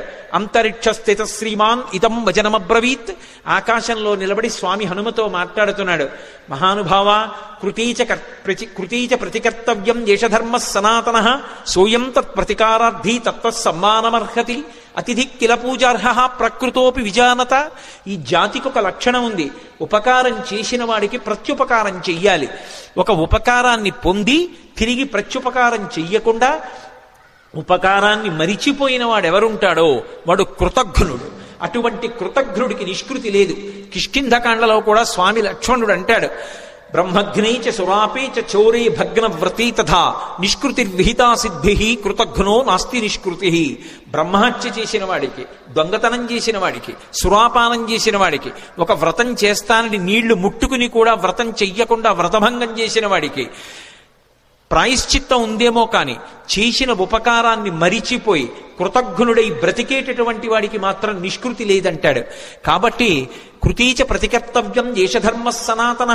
ఉపకారం చేసిన వాడికి ఉపకారం చెయ్యొద్దు. నేను సముద్రంలో దాక్కున్నాను, దాక్కోవడానికి నాకు అవకాశం ఇచ్చి సముద్రుడు ఉపకారం చేశాడు. అంతేకాదు, నీ తండ్రి నాకు ఉపకారం చేశాడు.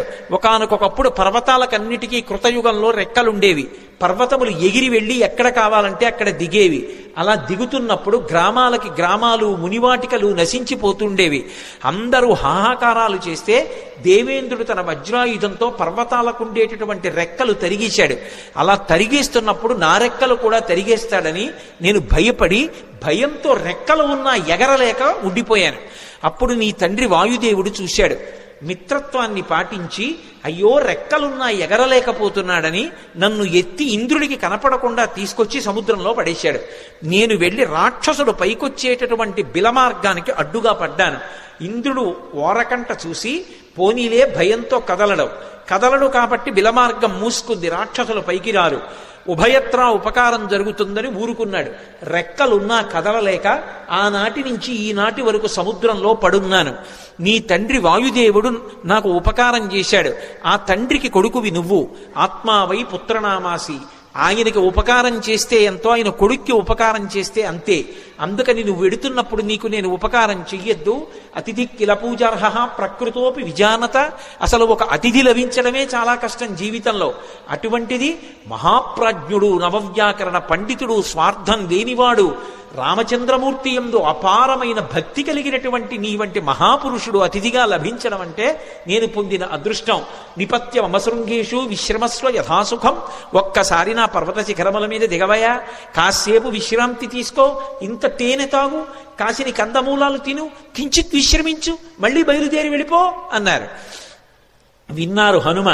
ఒక్కసారి నవ్వి ప్రీతోస్మి కృతమాతిథ్యం మన్యురేషోపనీయతాం త్వరతే కార్యకాలో మే అహస్యాప్యతివర్తతే ప్రతిజ్ఞాతమయా దత్తానస్తాతం వ్యభిహాంతరే అంటారు. ప్రీతోస్మి కృతమాతిథ్యం, చాలా సంతోషం, మీరు నాకు ఆతిథ్యం ఇచ్చినట్టే, మీరు నాకు అన్నీ పెట్టినట్టే, కానీ అన్యురేషోపనీయతాం, మన్యువు పెట్టుకోకండి, అంటే కోపం పెట్టుకోకండి మనసులో. మీరు అన్న మాట నేను పాటించలేదని ఏమనుకోకండి, నేను ప్రతిజ్ఞ చేశాను. రామకార్యం మీద ఎక్కడా ఆగను, రామచంద్రమూర్తి విడిచిపెట్టిన బాణం ఎలా వెడుతుందో అలా వెడతానన్నాను. అలా వెడతానన్నవాడిని అలా వెళ్లకుండా మధ్యలో దిగి విశ్రాంతి తీసుకుని వెడితే రామబాణంలా వెళ్ళినట్టు ఎలా అవుతుంది? ఇది హనుమ యొక్క ప్రజ్ఞ. అంతటి ప్రాజ్ఞుడైన, అంత శక్తివంతుడైన కేవలం నా ప్రయత్నం చేత సాధిస్తాననరు. రామచంద్రమూర్తి యొక్క సహాయం కావాలి. యథా రాఘవ నిర్ముక్త శరశ్వసన విక్రమ, రాముడు వదిలిన బాణంలా వెడతాను. రామానుగ్రహం ఉండాలి. ఎవడైనా జీవితంలో వృద్ధిలోకి రావాలనుకున్నవాడు తాను చెయ్యవలసిన పని తాను చేస్తూ, తన ప్రయత్నం తాను చేస్తూ, ప్రయత్నానికి పక్కన భగవంతుని యొక్క అండదండలు కూడా కలగాలని కోరుకోవాలి. భగవంతుని యొక్క ఏ అనుగ్రహం లేకుండా కేవలం తన ప్రయత్నం వలన సాధిస్తాననుకోవడం మూర్ఖత్వం.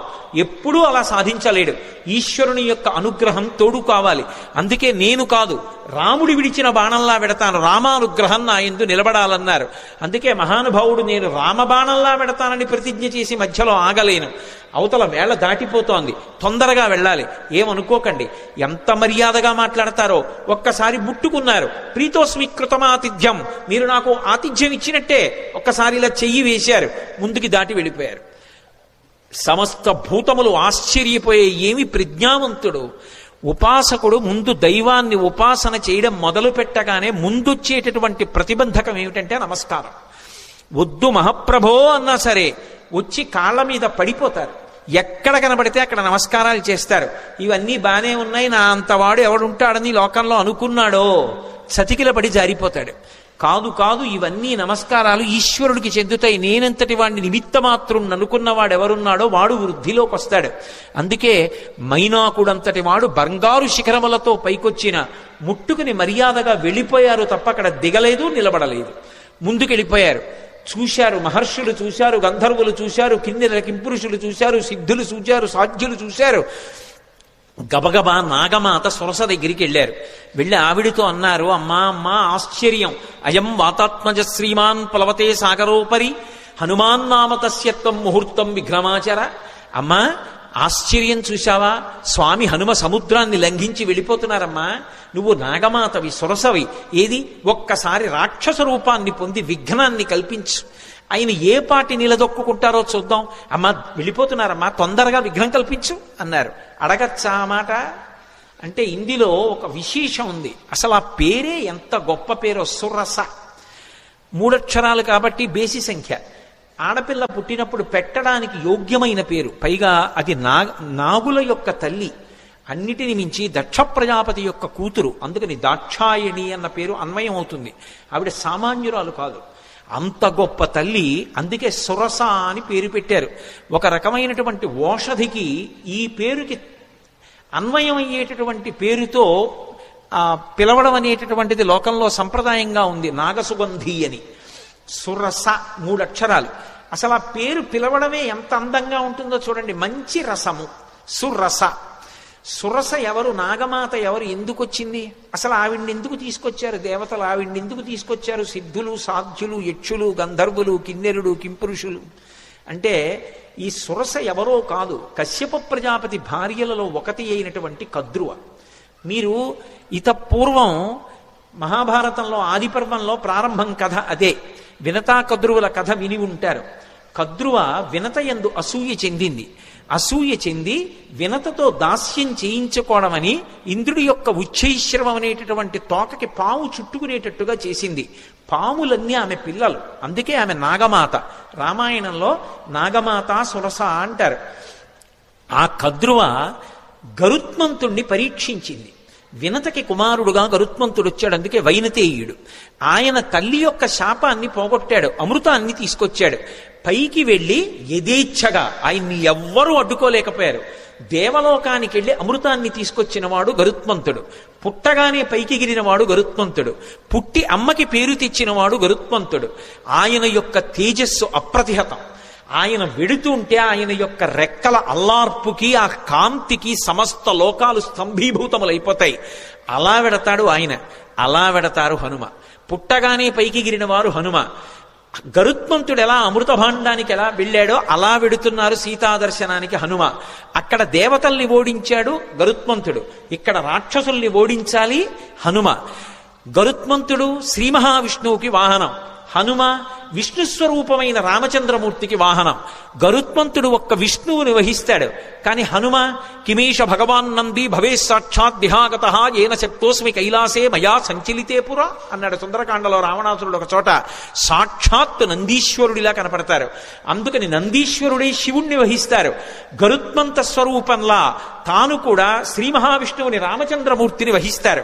అందుకని గరుత్మంతుడు వాహనం, హనుమ వాహనం. అందుకే ఇప్పటికే హనుమద్వాహనం అని లోకంలో వాహనాలు తిరుగుతున్నప్పుడు హనుమద్వాహనం మీద కూడా వెడతారు స్వామి. కాబట్టి వాహన రీత్యా ఇద్దరు అభిన్నులు. తల్లికి కీర్తి తేవడంలో అభిన్నులు, తల్లికి కలిగినటువంటి ఇబ్బందిని తొలగించడంలో అభిన్నులు. ఇక్కడ సీతమ్మ తల్లి తల్లితో సమానం. ఆ తల్లిని ఆ చెర నుంచి విడిపించాలి, అందుకు వెడుతున్నారు. ఆయన అమృతం తెచ్చాడు, ఈయన సీతమ్మ జాడ అన్న అమృతాన్ని తెచ్చి వానరుల్ని రాముణ్ణి సీతమ్మని సంతోషపెడతారు. ఆయన చేసిన కార్యం ఈయన చేసిన కార్యం ఒక్కలాంటివి. గరుత్మంతుడికి ఏ వేగం ఉందో హనుమకి ఆ వేగం ఉంది. అందుకే తరచుగా ఆయన తోకని గరుత్మంతుని నోటితో పాముతో పోలుస్తారు. పైగా ఆయన బయలుదేరేటప్పుడు కూడా అందుకే సుపర్ణ వివచాత్మానం మేనీస కపికుంజరహ అంటారు మహర్షి. తనని తాను గరుత్మంతునిగా భావించుకున్నారు. ఎందుకంటే ఇద్దరు అభిన్నులు కనుక. గరుత్మంతుణ్ణి పరీక్ష పెట్టినటువంటి కద్రువ మాత్రమే హనుమని కూడా పరీక్ష చెయ్యడానికి యోగ్యురాలు. ఆ శక్తి ఆవిడికే ఉంది. అందుకే దేవతలు నాగమాత అయినటువంటి కద్రువ దగ్గరికి వెళ్ళారు. కద్రువకి మారు పేరు సురస. ఆ కద్రువే ఒకానొకప్పుడు అదితి చేత శాపం పొందింది. శాపం పొంది రోహిణీదేవిగా వచ్చింది. ఆ రోహిణీదేవిగా వచ్చినప్పుడు మళ్ళీ బలరాముడికి తల్లయింది. బలరాముడు ఎవరు? శేషుడు, పాము. అందుకే ఎక్కడున్నా పాములకు తల్లిగానే ఉంటుంది. బలమమిగుల కలగ బలభద్రుడనిలో ఒక రమణుడకుట చేసి రాముడనియో సతికి పుట్టె గర్భ సంకర్షణంబున సంకర్షణుండనిడి ఘనుడు సుతుడు అంటారు పోతన గారు భాగవతంలో. శేషుడికి తల్లిగా రోహిణీదేవిగా నందవ్రజంలో ఒకనాడు కృష్ణ భగవానుడి యొక్క అన్నగారికి తల్లి అయింది. ఆ రోహిణీదేవియే కద్రువ. ఆ కద్రువయే సురస. సురస అన్న పేరుతో రాక్షసీ రూపాన్ని పొందింది. అందుకని మాతృస్థానీయ, అమ్మతో సమానురాలు. ఎందుకని అంటే గరుత్మంతునికి పినతల్లి, గరుత్మంతుడు హనుమ అభిన్నులు కాబట్టి గరుత్మంతునికి పినతల్లి, కాబట్టి పినతల్లి తల్లితో సమానం, కాబట్టి మాతృస్థానీయ. రాక్షసీ రూపాన్ని పొందింది. పక్కనున్నటువంటి వినతని బాధపెట్టింది, వైనతేయుల్ని బాధపెట్టింది, తన పిల్లల్ని మొయ్యమంది పాముల్ని, గరుత్మంతుణ్ణి. అలా గరుత్మంతుణ్ణి ఎలా శోధించిందో అలా ఇక్కడ హనుమని శోధించాలి. బాధ పెట్టినట్టు కనపడాలి, బాధ పెట్టి హనుమ యొక్క గొప్పతనాన్ని లోకానికి చాటాలి. అక్కడ గరుత్మంతుణ్ణి ఎలా పరీక్షించిందో ఇక్కడ అలా హనుమని పరీక్షించడానికి అధికారము కలిగినటువంటిది కద్రువ ఒక్కతే. అందుకే కద్రువని రాక్షసీ రూపంతో రమ్మన్నారు. కద్రువ రాక్షసీ రూపాన్ని పొంది వస్తే దాని పేరు సురస. కానీ ఆమె దాక్షాయణి, దక్ష ప్రజాపతి కుమార్తె, కశ్యప ప్రజాపతి యొక్క భార్య. అందుకే వినత కద్రువ ఇద్దరూ కూడా దక్ష ప్రజాపతి కుమార్తెలలో వాళ్లే. అందుకని ఆమె రాక్షసీ రూపాన్ని పొంది వచ్చి అడ్డంగా నించుంది. ఇప్పుడు నిలబడితే స్వామి హనుమ వచ్చేస్తున్నారు. ఆయన్ని చూసింది. చూసి ఆవిడంది, నువ్వు ఒక్కసారి నా నోట్లోకి ప్రవేశించు, భక్షయిష్యామి, నేను తినాలనుకుంటున్నాను, ప్రవిష్టోస్మి మమాననం, నా నోట్లోకి నువ్వు రా అంది. తినాలనుకున్న వాళ్ళు తినేస్తారు, అంతేకాని నా నోట్లోకి నువ్వు రా ఏమిటి అంటే పరీక్షిస్తోంది అక్కడ. అంతేకాని సింహిక తినేసినట్లు తినేయాలనుకోవడం ఆవిడ లక్షణం కాదు, శోధించడానికి వచ్చింది. ఇక్కడ వివేకం కావాలి. ఇలా ఎందుకంది ఆ మాట? ప్రవిష్టోస్మి మమాననం అని ఎందుకనాలి? భక్షయిష్యామి, నిన్ను నేను తినేస్తాను, నా నోట్లోకి రా అనరు. తినేయాలనుకున్న వాళ్ళు తినడానికి ఆపేస్తారు వేగాన్ని, ఆపి నోరు తెరిచి పట్టుకుంటారు. ఆవిడ నోరు తెరిచి పట్టుకోవట్లేదు, నోరు తెరిచి రా అంటోంది. ఏమిటి తేడా? ఎందుకని? అది వివేకం అంటే. అది ఉందా హనుమకి? తట్టుకుంటారా రేపు లంకలో? ఇది పరీక్షిస్తున్నారు దేవతలు. వెంటనే ఆయన మహానుభావుడు హనుమ చూశారు, ఇదేదో ప్రతిబంధకం వచ్చిందే, రాక్షసు వచ్చిందే, నోరు తెరిచిందే. ఆయన ఏం బెంగపెట్టుకోలేదు. వెంటనే ప్రహృష్టవదన శ్రీమాన్ ఇదం వచనమబ్రవీత్. ఆయన ముఖంలో సంతోషం అలాగే ఉంది. ఉపాసన చేసేవాడు దైవాన్ని చేరాలనుకునేవాడికి అనేకమైన కష్టాలు వస్తాయి. ఒక్కొక్కసారి సన్మానాలు వస్తాయి, ఒక్కొక్కసారి పెద్దవాళ్లతో పరిచయాలు వస్తాయి, ఒక్కొక్కసారి ఎంతటి వాళ్ళు నమస్కారం చేస్తారు, ఒక్కొక్కసారి ఎవడో రాళ్లు విసురుతాడు. ఆ రాళ్లు విసిరాడని బెంగ పెట్టుకోకూడదు, పువ్వులు జల్లారని పొంగిపోకూడదు. రెండిటికీ తట్టుకోవాలి. సురస వచ్చి ఎదురుగుండా నిలబడింది రాక్షసీ రూపంలో. ఆయన బెంగ పెట్టుకోలేదు. బెంగ పెట్టుకోలేదని చెప్పడానికి మహర్షి అద్భుత ప్రయోగం చేస్తారు. ప్రహృష్టవదన శ్రీమాన్ ఇదం వచనమబ్రవీత్. పరమ సంతోషంతో ఆవిడ వంక చూశారు. చూసి రామకథ చెప్తారు. హనుమ సుందరకాండలో 1కి 10 మాటలు రామకథ చెప్తారు, అందుకు వింటారు సుందరకాండ. కానీ చెప్పేటప్పుడు మళ్ళీ మొత్తం కథంతా చెప్పరు. ఎక్కడ ఎలా చెప్పాలో అలాగే చెప్తారంతే. ఒక్కొక్క చోట సంక్షిప్తంగా చెప్తారు. ఈ పరిస్థితుల్లో రామకథ వివరంగా చెప్పడం కుదరదు. అందుకే ఎంత సంక్షిప్తంగా చెప్పారంటే, రామో దాశరథిర్నామ ప్రవిష్టో దండకాననం లక్ష్మణేన సహభ్రాత వైదేహ్యా చాపి భార్యయా అథవా మైథిలీం దృష్ట్వా రామంచా క్లిష్టకారిణం ఆగమిష్యామితే వక్త్రం సత్యం ప్రతిశృణోమితే అన్నారు. అమ్మా, దశరథ మహారాజు గారి కొడుకు రామచంద్రమూర్తి సీతమ్మతో కలిసి తండ్రిని సత్యమునందు నిలబెట్టడానికి అరణ్యవాసానికి వస్తే రాముడి భార్య అయిన సీతమ్మని రావణుడన్న రాక్షసుడు అపహరించాడమ్మా. ఆ సీతమ్మ జాడ కనిపెట్టడానికి వెడుతున్నాను. ఒక్కసారి సీతమ్మ జాడ తెలుసుకుని రామచంద్రమూర్తికి చెప్పి వచ్చి నీ నోట్లోకి వచ్చేస్తాను, నన్ను మన్నించమ్మా, వదిలిపెట్టు అన్నారు. ఆవిడ తినేస్తానంటలేదు, పట్టుకోవట్లేదు. ఆవిడంది కుదరదు, ఇది దేవతల వరం. అంటే నిన్ను పరీక్షించాలి, దేవతలు అడిగారు కాబట్టి నువ్వు నా నోట్లోకి వచ్చి వెళ్ళు అంది. నా నోట్లోకి వచ్చాక ఏమో నాకు ఆహారం అయిపోవచ్చు, నువ్వు పరీక్ష తట్టుకోలేకపోవచ్చు, కాబట్టి నా నోట్లోకి వచ్చి వెళ్ళు అంది. ఆయన అన్నారు, అలాగేనా అమ్మా, తప్పదా, అలాగే పెడతాను అన్నారు. పెద్ద శరీరం పెంచారు. ఆ శరీరం పట్టద్దు, ఆవిడ నోరు తెరిచింది. ఇంకొంచెం పెంచారు, ఇంకొంచెం నోరు తెరిచింది. ఆయన అపారమైన వివేకం ఉన్నవాడు, మహానుభావుడు. హనుమంటే సశింక్షిప్యాత్మనక్తాయం బభూవాంగుష్ఠమాత్రక. బొటన వేలంత చిన్నవారైపోయారు అకస్మాత్తుగా. సురస పెద్ద నోరు తెరిచి ఇంకా పెంచుతారనుకుంటోంది. ఆయన బొటన వేలంతా అయిపోయి చటుక్కున లోపలికి వెళ్ళి బయటకు వచ్చేశారు. అమ్మా, ప్రవిష్టోస్మిహితే వక్త్రం దాక్షాయని నమోస్తుతే గమిష్యే యత్ర వైదేహీ సత్యం జాసీధరస్తవ అన్నారు. అమ్మా, నీ నోట్లోకి వెళ్ళమన్నావు కదా, ప్రవిష్టోస్మిహితే వక్త్రం దాక్షాయని నమోస్తుతే. కనిపెట్టేశారు మహానుభావుడు, మహావివేకశాలి. అమ్మా, నువ్వు దాక్షాయణివి, దక్ష ప్రజాపతి కుమార్తెవి, కద్రువవి, సొరసగా వచ్చావు, నన్ను పరీక్షిస్తున్నావమ్మా, నీకు నమస్కారం. నన్ను తినడం నీ ఉద్దేశ్యం కాదు, శోధిస్తున్నావంతే. అమ్మా, అనుగ్రహించమ్మా, నన్ను ఆశీర్వదించమ్మా, సత్యం దాసీధరస్తవా, నేను వెళ్ళి ఆ వైదేహి జాడ కనిపెట్టాలమ్మా అన్నారు. పొంగిపోయింది ఆవిడ. గరుత్మంతుడిని ఎలా ఆశీర్వదించిందో అలాగే ఆశీర్వదించింది. అర్ధసిద్ధ్యై హరిశ్రేష్ట గచ్చ సౌమ్య యథాసుఖం సమాన ఈశ్వ వైదేహీం రాఘవేణ మహాత్మన. నాయనా, నీకు అభయం ఇస్తున్నాను, వెళ్ళు. సంతోషంగా బయలుదేరి వెళ్ళి సీతమ్మ జాడ కనిపెట్టి సీతారాముల్ని కలిపినవాడు హనుమ అనేటటువంటి అద్భుతమైన కీర్తిని పొందు అంది. సుందరకాండకున్న గొప్పతనం ఏమిటో తెలుసా? అక్కడ మైనాకుడు పైకొచ్చాడు. ఆయన ఏమి హనుమ ఆతిథ్యం పుచ్చుకోలేదు. పుచ్చుకోకుండా ఇలా ముట్టుకుని వెళ్ళిపోయారు. వెళ్ళిపోగానే పైకి తేలి ఉన్నాడు కదూ, ఇంద్రుడు వచ్చాడు. ఇంద్రుడు రాగానే తన రెక్కలు తరిగేస్తాడనుకున్నాడు మైనాకుడు. ఆయన అన్నాడు, వచ్చి చూసి, హిరణ్యనాభ శైలేంద్ర పరితిష్టోస్మితే భృజం అభయంతే ప్రయచ్ఛామి తిష్ట సౌమ్య యథాసుఖం అన్నాడు. ఓ మైనాకుడా, నాకు తెలుసు నువ్వు సముద్రంలో ఉన్నావని, ఎప్పుడో అప్పుడు పైకొస్తావు, నీ రెక్కలు తరిగేద్దాం అనుకున్నాను. కానీ రామకార్యం మీద వెడుతున్న హనుమకి ఆతిథ్యం ఇవ్వడానికి నీ రెక్కలు తెగిపోయినా పర్వాలేదని పైకొచ్చావు. ఇవ్వాల నీకు అభయం ఇస్తున్నాను, నీ రెక్కలు తరగను, నువ్వు అలాగే సంతోషంగా కూర్చో, నీ జోలికి రానని వెళ్ళిపోయాడు. మీరు గమనించండి, రామకార్యం మీద వెడుతున్న వాడికి మాట సాయం చేస్తే సంపాతికి కాలిపోయిన రెక్కలు వచ్చాయి.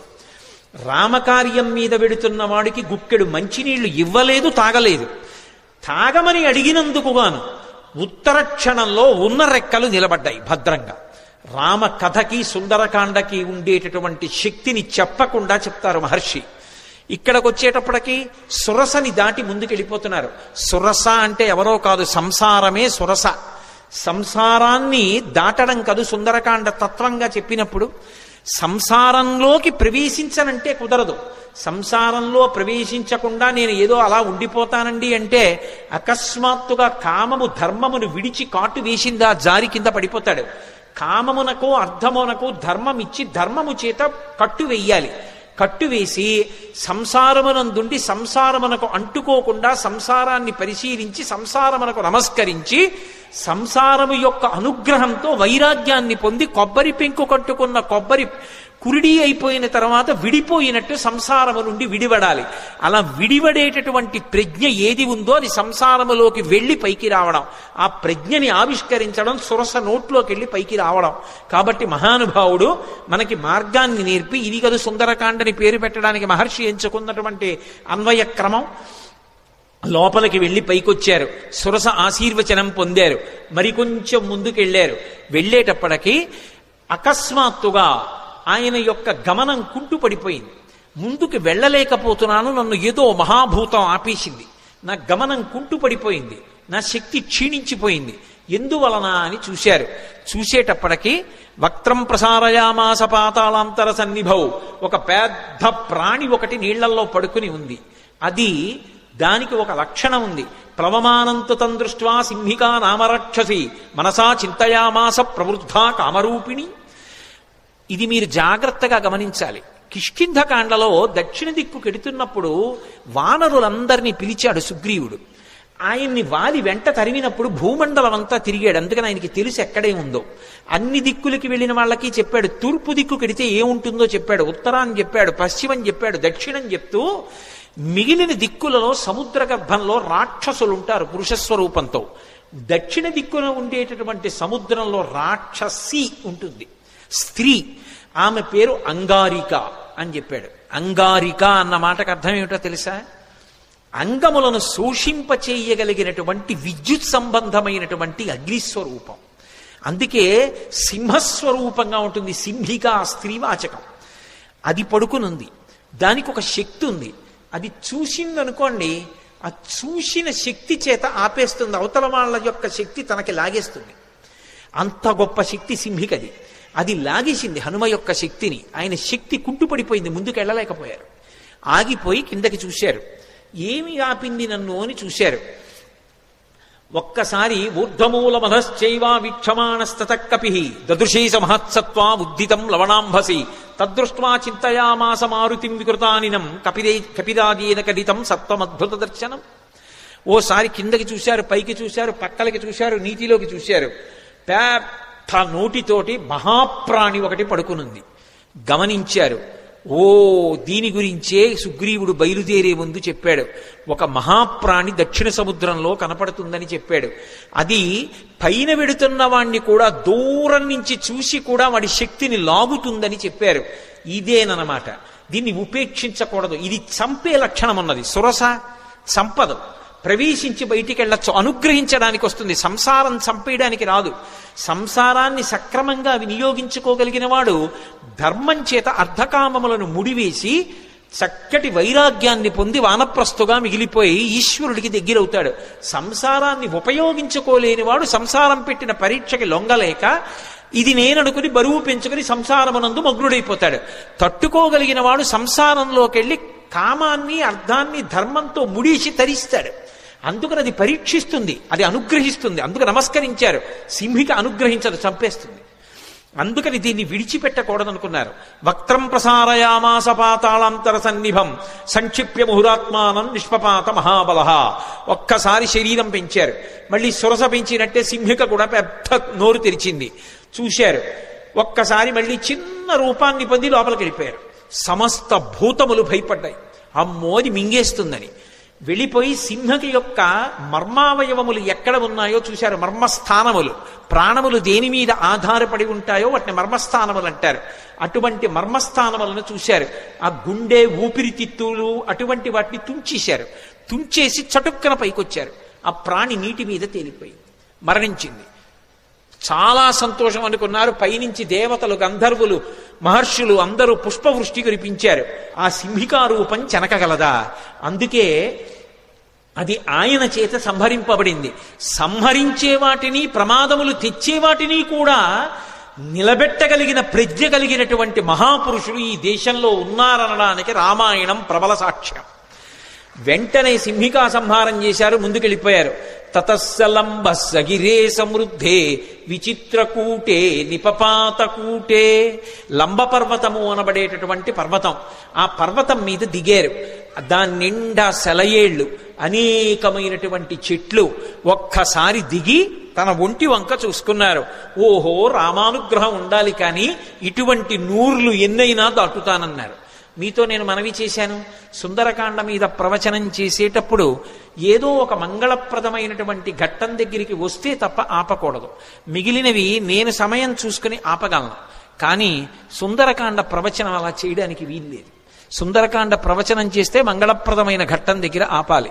అందుకే స్వామి 100 యోజనముల సముద్రాన్ని దాటి ఆవలి ఒడ్డుకి దక్షిణ తీరాన్ని చేరి లంబపర్వతం మీద దిగి సంతోషంగా ఉన్నారు. లంకాపట్టణాన్నంతటినీ చూస్తున్నారు. మొదటి రోజు ఆయన చేసినటువంటి కార్యము సఫలీకృతమైంది అన్న శుభవార్త దగ్గర ఇవాల్టి ప్రవచనాన్ని పూర్తి చేస్తున్నాను.